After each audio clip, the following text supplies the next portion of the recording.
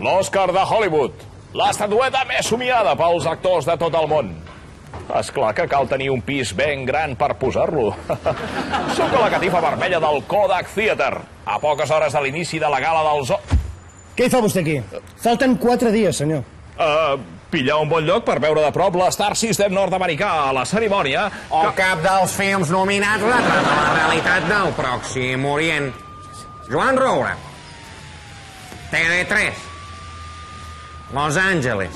Escolta, noi, aquesta és la meva crònica. Estàs una mica lluny de la teva corresponsalia, no? Vinc amb el meu equip a veure si l'Omar Sharif ens signa un autògraf. Equip? Quin equip?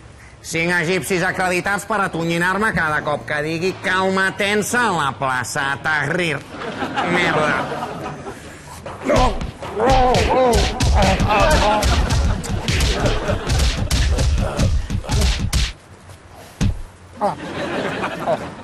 Bé, és una mica lleig aprofitar-se de la desgràcia d'un company, però ningú ha dit que la vida sigui justa. Torno a tenir el comandament.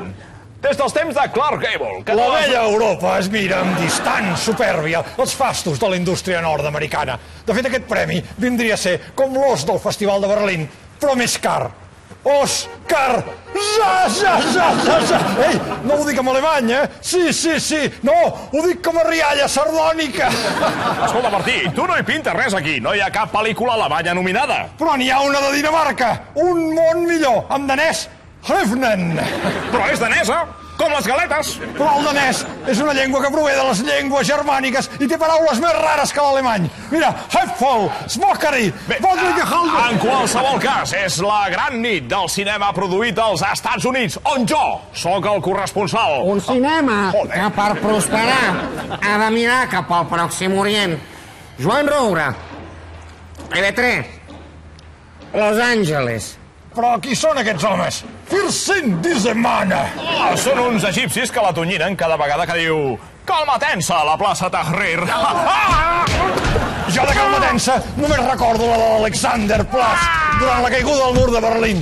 Res a veure amb calma-tense a la plaça Tahrir.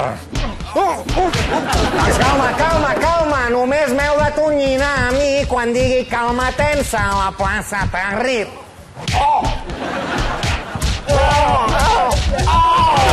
Martino.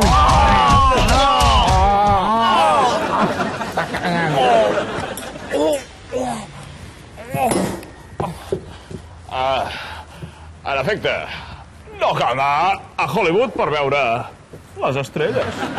Antoni Bassas. Joan Roura. Martí Anglada. TV3. Los Angeles.